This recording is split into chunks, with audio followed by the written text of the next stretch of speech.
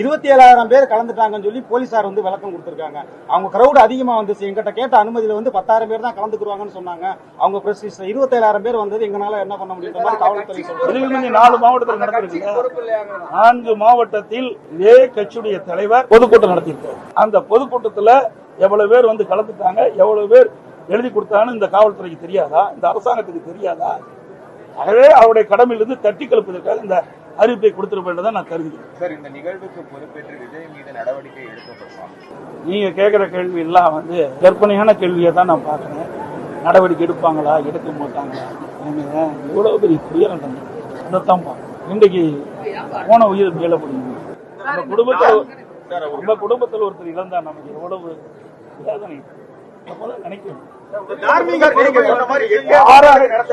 அரசியலுக்கு அப்பாற்பட்டு பேசணும். தயவு செய்து அரசியல் இது எந்த இடத்துல தவறு நடந்தது, அது எப்படி என்ன காரணத்துக்கு நடந்தது, இதைத்தான் நம்ம அலைசி ஆராய்ந்து அதற்கு ஒரு இறுதி வடிவு கொடுக்கணும். இனி எதிர்காலத்தில் இப்படிப்பட்ட நிகழ்வு ஏற்படாதுன்னு பார்க்க வேண்டும். இதையெல்லாம் பார்க்க வேண்டும். இதை விட்டு இது இப்படி நடக்குமா அப்படி நடக்குமா, இது இதையெல்லாம் வந்து பேசுவது இந்த இடத்தில் சரியாக இருக்காது என்பது என்னுடைய கருத்து.